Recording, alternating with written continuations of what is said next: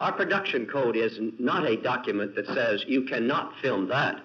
What it does say is you can film that if you abide by basic standards of morality and decency. If you look at Hitchcock films, you'll always see the mind of a brilliant artist at work telling stories in the most effective way possible, but I think also trying to work around the kinds of straitjacketed restrictions that were imposed upon him by the censors. There were a lot of letters going back and forth between the production unit and the censoring board on this film. Loads of paper. And we look at it now, it's still very suggestive. That's the genius of Hitchcock. Your theater is a member of your community. Motion pictures are a sounding board of your likes and dislikes. When a picture does not please you, both you and the exhibitor know it. From the earliest days of cinema, there have been people out there concerned about the impact of movies. And so from early on, those people have tried to control the content of motion pictures. In the 1920s, the silent era, there was a great deal of attention paid concerning the licentiousness of Hollywood. People began to focus on Hollywood as a place that maybe was corruptive as far as the nation was concerned. And so in 1922, the industry responded by setting up the Motion Picture Producers and Distributors of America and putting a man named Will Hayes in charge of it, who was a man of unimpeachable moral character. You want entertainment, wholesome, interesting, and vital. It was industry-backed. All leaders of the industry had backed this organization. However, it wasn't until 1930 that the industry finally agreed to develop the production code. And it was a document that spelled out the do's and don'ts of making films, what they called morally responsible entertainment. The period of 1930 to 1934 is frequently known as the pre-code era, which means simply that it was pre-enforcement. The code was there. People were supposed to be paying attention to it. They were supposed to be making their films according to it. But the Depression took a huge bite out of the movie-going audience of the time. And the studios started panicking, thinking that the only way to get people back to the box office was to put movies up on screens that were much more extreme. Judge for yourself whether federal authorities were justified in originally banning this film. Things started spinning out of control, and that brought the kind of reaction that anyone would expect, with the people who are already upset about screen content just going berserk, and trying to get the people in Washington to set up some kind of really ironclad censorship system. They didn't want the government to interfere at all. So the code was again in place to keep the government off the industry's backs. In July of 1934, they set up the Production Code Administration, presided over by Mr. Joseph Breen. From the very beginning of the picture, we must be on the lookout for scenes or action or dialogue which are likely to give offense, that the finished product may be free from reasonable objections. From that point on, he was the censorship czar of motion pictures. But most importantly, all the studios agreed that they would never release a film without a Production Code Administration seal in their company-owned theaters. If you couldn't get your film into those theaters and you had spent a decent amount producing that film, you were not going to get your money back. That was the real deterrent. Suddenly, just about every Hollywood genre had to be changed, at least somewhat, to bring it into conformity with the Production Code Administration. How about a snuggle, lovely? Not tonight. Movies from now on are going to truly be family entertainment again. This is the house of Rosario de la Rose, and I won't have dirty talk in here. I'd rather go to jail for 20 years than find out my wife was a tramp. The Production Code Administration filled out forms on every film that they did, and they broke them down into different areas. The portrayal of professions, the portrayal of races and nationals. Them Italians is at it again. Another was if there was any drinking, any liquor consumption. You've been drinking.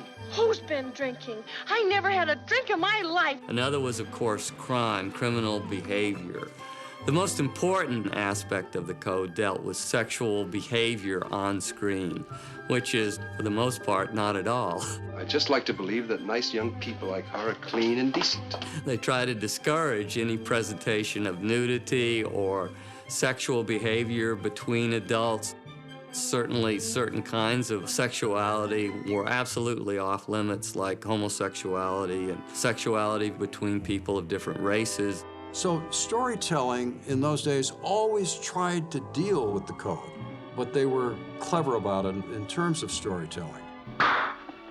The really clever filmmakers began to inject into their films a kind of subtext of things that, if you're fairly sophisticated, you get. It may not be long enough, but ain't that good, Marie? That's fine. And when we get to a classic like To Catch a Thief, the movie has extraordinary dialogue in it, written by John Michael Hayes. I've always dreamed of going to South America. People say it's a virgin country. It is all of it sexually suggestive, every line in it. Would you mind if I had you investigate it a little? Not at all. With what object? The notes from the office of Joseph Breen were very specific. This dialogue must go, that dialogue must go, no, this is suggestive, and so on. And generally speaking, there was a lot of negotiation. Fine, we'll calm this scene down, but we really need that scene, and so on. As the process became more and more one of negotiation, they became more and more adept at playing the game with the censors. He was a sly one, Hitchcock was. He would put as many unfriendly items in the script as possible. Then when the negotiations would start, they would agree to give up all of this outrageous stuff that they really didn't want in their film in the first place. The censors would feel that they were still in charge, that they were still having an effect. Then there was the whole business of the beach scenes. The production co said, please, no bikini-clad ladies and no Speedo-type swimsuits for the men. Now, here's a case in point where he doesn't let it go, but he gets around it. You know, Grace Kelly was to appear in a bikini. Okay, she doesn't. So here we have Grace Kelly on the beach, but she's doing something very, very sensual. She's putting suntan lotion on. When you challenge people to be creative, to make a sexy movie despite the fact that they're not supposed to be making movies that are about sex at all, then it separates the true artists from people who are just the journeymen and women of the industry. The big, handsome lumberman from America. I'll bet you told her all your trees were sequoias. A line that keeps coming up again and again and again, which is very, very hot line, that they wanted out, but is in there, is at the villa. What you need is something I have neither the time nor the inclination to give you. Oh, and just what is that? 2 weeks with a good man at Niagara Falls. Now, that's very explicit. No wonder they wanted it out in the first version and in the revision. Well, everybody knows what happens at Niagara Falls, you know, with 2 weeks, you know, honeymoon, and what you do in the honeymoon, you don't go out of your room. And then, of course, what they had conniptions about was the fireworks scene. It's an extraordinary scene, and it's been copied by countless movies. You know, Hitchcock always did this. You know, when people were kissing in his films, he always did sexual metaphors for, this is sex. And it was very effective, more effective now, what they do when we just see it all. Hitchcock himself said, if the scene where Grace Kelly kisses Cary Grant in the doorway of her hotel room is as if she unzipped his fly, this, the fireworks scene, is the orgasm.